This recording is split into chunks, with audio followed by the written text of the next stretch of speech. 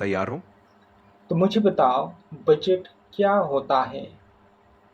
Budget एक ऐसा plan होता है जिसमें तुम अपनी इनकम और खर्चों को पहले से तय कर लेते हो। ये तुम्हें बताता है कि तुम्हारे पास कितना पैसा है, वो कहाँ जाएगा, और तुम अपने लक्ष्यों के लिए कितनी बचत कर रहे हो। ये एक तरह से तुम्हारे पैसों का रोड मैप है, ताकि तुम कंट्रोल में रहो और फाइनेंशियल शांति मिले। बजट बनाना क्यों चाहिए? बजट बनाने का सबसे बड़ा फायदा ये है कि तुम अपने पैसों पर कंट्रोल पा लेते हो। इससे तुम जानते हो कि पैसा कहाँ जा रहा है। बिना किसी चिंता के खर्च और बचत में बैलेंस बना सकते हो।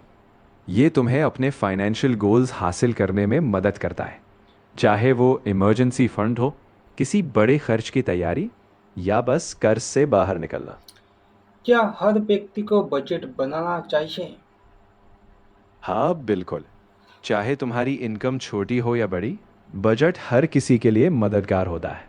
ये तुम्हें खर्चों पर नज़र रखने, बचत बढ़ाने और फाइनेंशियल लक्ष्य पूरे करने में मदद करता है। इससे तुम्हें अपने पैसे का एक साफ रास्ता दिखता है, जिससे तुम तनाव कम कर सकते हो और लंबी अवधि में अपने फ्यूचर को सिक्योर कर सकते हो। बजट बनाने की शुरुआत कहाँ से करें? बजट की शुरुआत करने के लिए पहले अपनी इनकम को लिख लो, यानी हर महीने तुम्हें कितना पैसा मिलता है। फिर अपने सभी ज़रूरी खर्चे लिखो, जैसे घर, खाना, बिल्स। इसके बाद कुछ पैसे बचत या लक्ष्यों के लिए रखो। अंत में देखो कि गैर ज़रूरी खर्चों में कहाँ कटौती हो सकती है।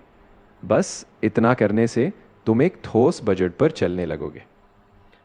बजट कितने समय के लिए बनाना चाहिए? आमतौर पर लोग महीने भर का बजट बनाते हैं, क्योंकि ज़्यादातर इनकम और खर्चे महीने के हिसाब से चलते हैं। लेकिन तुम अपनी ज़रूरत के हिसाब से हफ्ते भर या साल भर का भी बना सकते हो। सबसे ज़रूरी है कि तुम नियमित रूप से उसे रिव्यू करते रहो, ताकि वो तुम्हारी ज़िंदगी के साथ फिट रहे। क्या बजट हर महीने बदल सकता है? हाँ बिल्कुल। बजट कोई पत्थर की लकीर नहीं है। हर महीने तुम्हारी ज़रूरतें, खर्चे या इनकम बदल सकती है, तो बजट को भी उसी हिसाब से एडजस्ट करना चाहिए। ये फ्लेक्सिबल होना चाहिए, ताकि तुम बदलते हालात में भी फाइनेंशियल कंट्रोल बनाए रख सको। क्या बजट बनाना मुश्किल है? शुरुआत में थोड़ा मुश्किल लग सकता है, लेकिन जैसे ही तुम अपनी इनकम और खर्चों पर ध्यान देने लगते हो, ये आसान हो जाता है। कुछ टूल्स जैसे एक्सेल शीट या बजटिंग एप्स इसे और भी सरल बना देते हैं। एक बार जब तुम इसे अपनी आदत बना लेते हो, तो बजट तुम्हारे लिए मददगार साथी बन जाता है।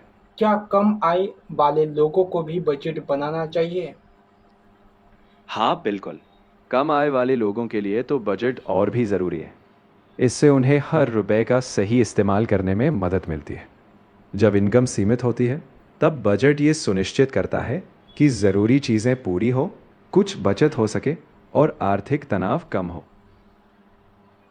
क्या बजट सिर्फ पैसे बचाने के लिए होता है? हाँ, बजट का एक बड़ा मकसद यही है कि तुम पैसे बचा सको, लेकिन सिर्फ इतना ही नहीं। बजट तुम्हें पैसे को समझदारी से खर्च करने और अपने फाइनेंशियल लक्ष्यों तक पहुंचने में मदद करता है। मतलब तुम्हारे पैसे का हर रुपया किसी न किसी काम में तुम्हारे फायदे के लिए लगे। बजट और फाइनेंशियल प्लानिंग पर क्या अंतर है? बजट एक छोटा सा हिस्सा है जो तुम्हारे रोज़मर्रा की इनकम और खर्चों को मैनेज करता है, जबकि फाइनेंशियल प्लानिंग उससे कहीं बड़ी होती है। फाइनेंशियल प्लानिंग में लंबे समय के लक्ष्यों को, जैसे रिटायरमेंट, निवेश, बीमा वगैरह आते हैं। यानी बजट रोज़मर्रा की गाड़ी है, और फाइनेंशियल प्लानिंग पूरी मंजिल तक पहुंचने की योजना। मेरी कुल आय कैसे गिनी जाएगी? तुम्हारी कुल आय का मतलब है तुम्हें जो भी पैसा मिलता रहे, चाहे सैलरी हो, फ्रीलांस काम या कोई दूसरी इनकम। बस तुम अपनी सारी इनकम को जोड़ लो, टैक्स काटने से पहले। इससे तुम्हें एक साफ तस्वीर मिलेगी कि तुम्हारी कुल कमाई क्या है, और इसी के आधार पर तुम्हारा बजट बनेगा। अगर मेरी आय हर महीने अलग-अलग है, तो मैं क्या करूं? अगर तुम्हारी आय हर महीने अलग अलग है, तो तुम औसत एवरेज निकाल सकते हो। पिछले कुछ महीनों की इनकम जोड़कर महीनों की संख्या से भाग दे दो। इससे तुम्हें एक औसत आय मिलेगी और तुम बजट में थोड़ा फ्लेक्सिबिलिटी रख सकते हो। साथ ही जब इनकम ज़्यादा हो तब बचत थोड़ी बढ़ाकर रखो ताकि कम आय वाले महीने में संतुलन बना रहे। बोनस या एक्स्ट्रा इनकम को अपने बजट में कैसे जोड़ें?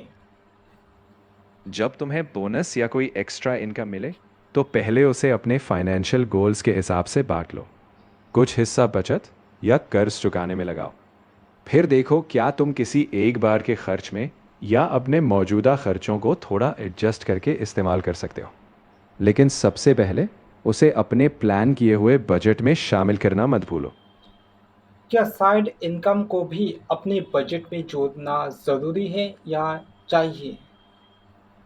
हाँ, अगर तुम्हारी कोई साइड इनकम है तो उसे बजट में जोड़ना बहुत ज़रूरी है। इससे तुम्हें अपनी पूरी आर्थिक तस्वीर साफ दिखेगी।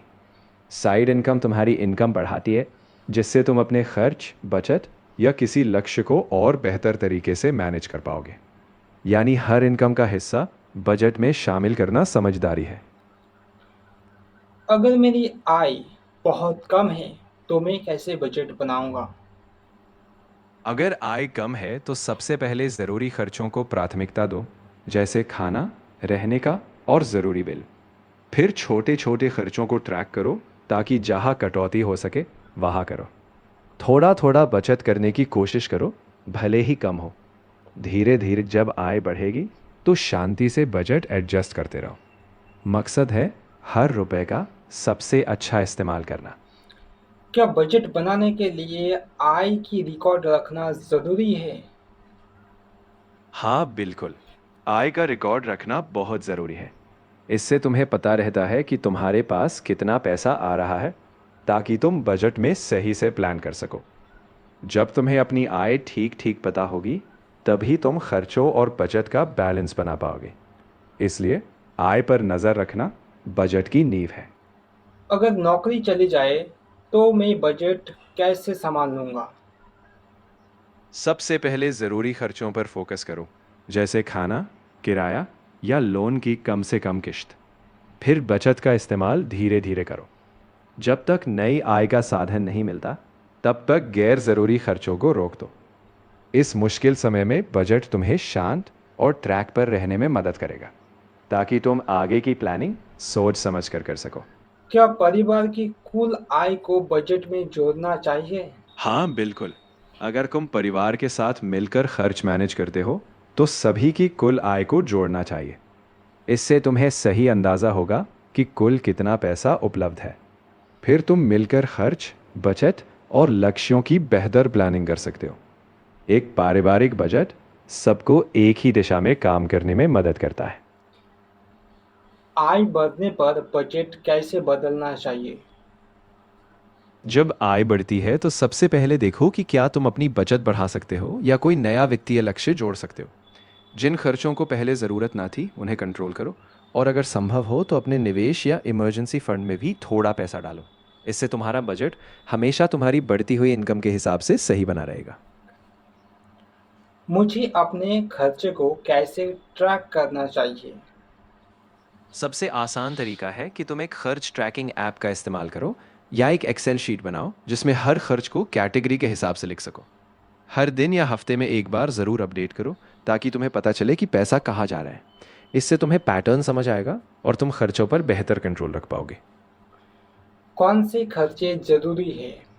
ज़रूरी खर्चे वो होते हैं जिनके बिना ज़िंदगी चलाना मुश्किल है, जैसे खाना, रहने का खर्च, बिजली, पानी और ज़रूरी बिल।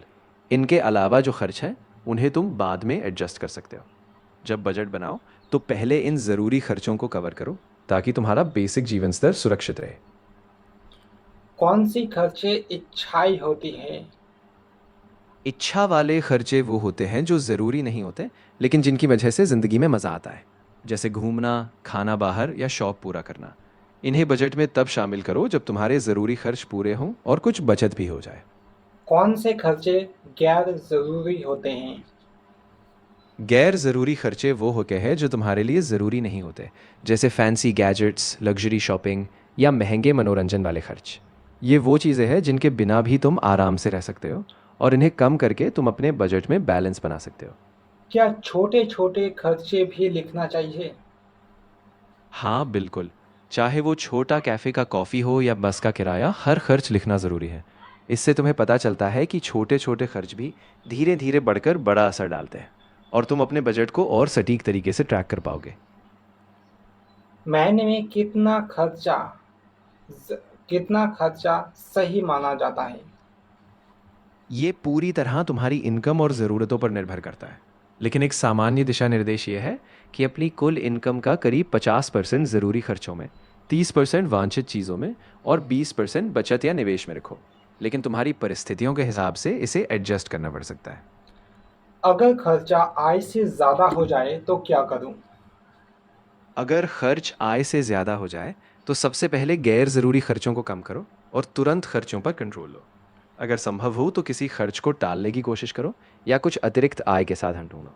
साथ ही बजट फिर से तैयार करो ताकि तुम अपनी वास्तविक इनकम और खर्चों के बीच संतुलन बना सको।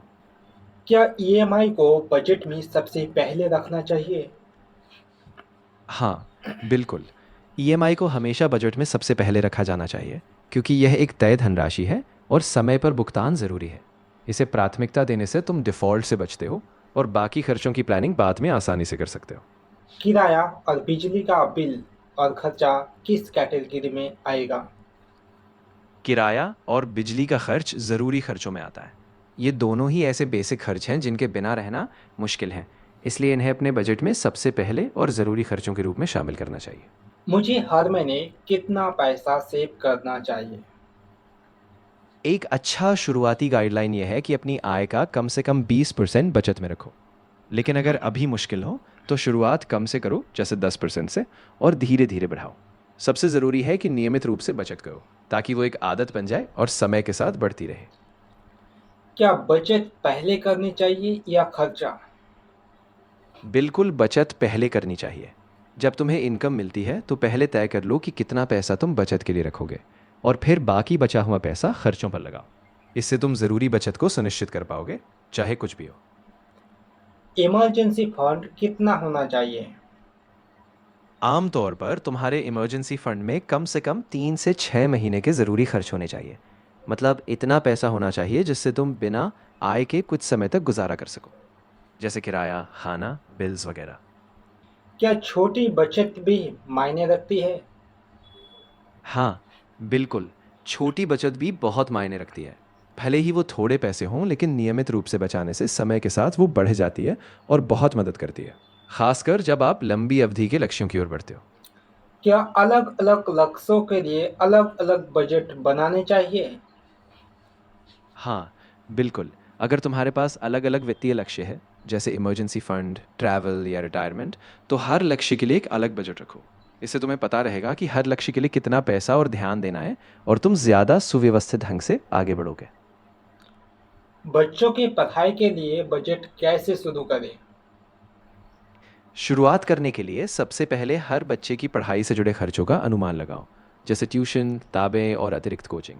फिर हर महीने एक तय राशि बचाने की कोशिश करो ताकि समय के साथ एक स्थिर फंड तैयार हो जाए। और नियमित रूप से बजट को रिव्यू करते रहो ताकि तुम अपने लक्ष्य के करीब बने रहो। रिटायरमेंट की बचत कब से शुरू करनी चाहिए? जितनी जल्दी शुरू कर सको उतना अच्छा है। आइडियली तुम्हें अपने करियर की शुरुआत से ही रिटायरमेंट बचत शुरू कर देनी चाहिए। जितनी जल्दी तुम शुरू करोगे उतना ज़्यादा कंपाउंडिंग का फ़ायदा मिलेगा और तुम्हें रिटायरमेंट में एक सुरक्षित फंड मिल सकेगा। क्या बचत के लिए अलग-अलग बैंक अकाउंट होना चाहिए? हाँ बिल्कुल। अलग अलग बैंक अकाउंट रखने से तुम्हें अपनी बचत और खर्चों को अलग अलग ट्रैक करना आसान हो जाता है। इससे तुम हर फंड का मकसद साफ रख सकते हो, जैसे एक अकाउंट सिर्फ इमरजेंसी के लिए, एक रिटायरमेंट के लिए और एक रोज़मर्रा के खर्चों के लिए। क्या हर महीने एक निश्चित राशि बचानी चाहिए? हाँ, एक निश्चित राशि बचाना काफ़ी मददगार होता है, क्योंकि इससे तुम्हें एक नियमित आदत बनती है। तुम अपनी आय का एक हिस्सा पहले ही बचत के लिए रखो, भले ही वो छोटा हो, और समय के साथ ये तुम्हारे लिए एक मजबूत वित्तीय आधार बना देगा। मेरा मतलब है, कर्जा होने पर डेब्ट होने पर बजट कैसे बनाऊं? ओह, ठीक है। जब कर्ज हो जाता है तो सबसे पहले अपने मासिक कर्ज की किस्तों को बजट में सबसे ऊपर रखो ताकि समय पर भुगतान हो सके। फिर सभी ज़रूरी खर्चों को कम से कम रखो और जहाँ संभव हो गैर ज़रूरी खर्चों में कटौती करो। साथ ही एक तय बचत भी रखो ताकि धीरे धीरे कर्ज कम हो सके और तुम फिर से वित्तीय स्थिरता की तरफ बढ़ सको। पहले कर्जा चुकाऊं या बचत करूं? आमतौर पर पहले कर्ज चुकाना ज़्यादा ज़रूरी होता है क्योंकि उस पर ब्याज काफ़ी बढ़ सकता है। लेकिन साथ ही एक छोटी बचत की आदत भी रखना अच्छा है ताकि आप इमरजेंसी के लिए थोड़ा पीछे ना रह जाए। तो प्राथमिकता कर्ज चुकाने की रखें, लेकिन साथ ही नियमित बचत की आदत भी बनाएं। क्रेडिट कार्ड का खर्चा बजट में कैसे जोड़ूं? क्रेडिट कार्ड का खर्च बजट में जोड़ने के लिए हर ट्रांजैक्शन को लिख लो और इसे अपने कुल खर्चों में शामिल कर लो। जब महीने का अंत हो तो देखो कि क्रेडिट कार्ड का बैलेंस कितना है और उसे अपने बजट में एक निश्चित किस्त के रूप में शामिल करो ताकि तुम समय पर उसका भुगतान कर सको और किसी भी ब्याज से बच सको। फाइनेंशियल गोल्स कैसे तय करूं? सबसे पहले अपने लंबे और छोटे समय के लक्ष्यों को साफ साफ लिखो। यह तय करो कि तुम्हें क्या चाहिए, जैसे इमरजेंसी फंड, घर खरीदना, रिटायरमेंट या किसी बड़े खर्च के लिए बचत। फिर हर लक्ष्य के लिए एक समय सीमा और एक स्पष्ट राशि तय करो ताकि तुम्हें पता चले कि कब तक और कितना तुम्हें जमा करना है। घर खरीदने के लिए बजट कैसे शुरू करूं? सबसे पहले यह तय करो कि तुम्हारा घर खरीदने का सपना किस बजट में पूरा होगा। अपनी सहेजने वाली रकम, आय और संभावित लोन की रकम का अंदाज़ा लगाओ। फिर हर महीने कितना डाउन पेमेंट, लोन की किस्त और अन्य खर्चों के लिए रख सकते हो, यह तय करके एक साफ सुथरा बजट बनाओ। कार खरीदने के लिए कितना बचत करना ज़रूरी है? अच्छा, कार खरीदने के लिए आमतौर पर कोशिश करो कि कार की कीमत का कम से कम 20% से 30% हिस्सा पहले से बचत में हो। इससे तुम्हें लोन या किस्तों पर दबाव कम पड़ेगा और एक अच्छी डाउन पेमेंट से तुम्हारा फाइनेंशियल बोझ भी संभल रहेगा। निवेश के लिए पैसा कहाँ से निकालूं? निवेश के लिए पैसा निकालने के लिए सबसे पहले देखो कि क्या तुम्हारी बचत में से कुछ हिस्सा निवेश के लिए रखा जा सकता है। अगर ज़रूरत हो तो गैर ज़रूरी खर्चों में कटौती करके या पहले से रखी किसी अन्य बचत योजना से पैसे निकाल सकते हो। सबसे ज़रूरी है कि तुम अपने निवेश लक्ष्य और समय सीमा को ध्यान में रखकर पैसा निकालो ताकि तुम्हारा प्लान लगातार बना रहे। क्या 50-30-20 रूल मेरे लिए सही है? हाँ, 50-30-20 रूल काफ़ी लोगों के लिए अच्छा गाइडलाइन है क्योंकि इसमें आधा पैसा ज़रूरी खर्चों में, 30% इच्छाओं में और 20% बचत और निवेश में जाता है। लेकिन अगर तुम्हारी परिस्थितियाँ अलग हैं तो तुम इसे अपने हिसाब से थोड़ा एडजस्ट कर सकते हो, लेकिन इस रूल से एक अच्छा बैलेंस बनता है। बजट फेल हो जाए तो क्या करूं? अगर बजट फेल हो जाए तो घबराओ मत। सबसे पहले ये देखो कि कहाँ चूक हुई। क्या कोई खर्च ज़्यादा था या अनुमान गलत था। फिर बजट को थोड़ा एडजस्ट करो और ज़रूरी खर्चों को फिर से प्राथमिकता दो। सीख लेकर एक नई रणनीति के साथ दोबारा कोशिश करो और धीरज रखो। ये आखिरी सवाल है, मैं कैसे जानूं कि मेरा बजट सफल है या नहीं? तुम अपने बजट का रेगुलर रूप से आकलन करके जान सकते हो।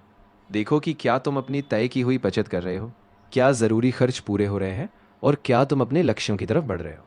अगर हाँ तो बजट सफल है, अगर नहीं तो उसे सुधारने के लिए फिर से ट्रैक और एडजस्ट करो। दोस्तों, चैट जीपीटी के मदद से हमने टोटल 50 क्वेश्चंस का आंसर ढूंढना है।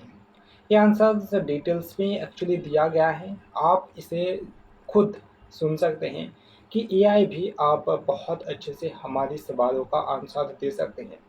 कुछ लोगों के लिए आंसर परफेक्ट होगी, कुछ के लिए नहीं होगी। इसमें कोई दो राय नहीं है कि एआई अभी भी हमसे सीख रहा है, बट एआई अब इतनी ज़्यादा लर्न कर चुका है कि वो अब हम ह्यूमंस को भी सिखा सकता है। इन्फॉर्मेशंस कभी अच्छे दे रहे हैं और इसी के कारण से मैंने ये सवाल किए और उन सवालों की हर एक जवाब उसने लगभग सही दिया है।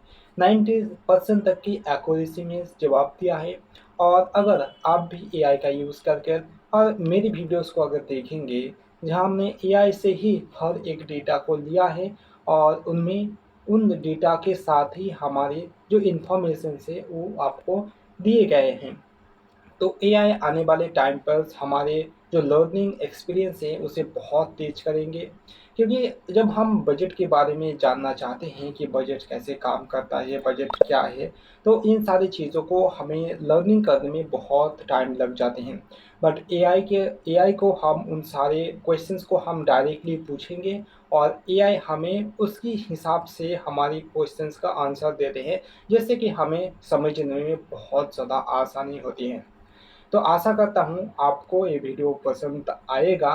कि हमने एआई के मदद से इतनी सारी इन्फॉर्मेशंस को सिर्फ कुछ ही मिनटों के अंदर सारी इन्फॉर्मेशंस निकाल लिए हैं।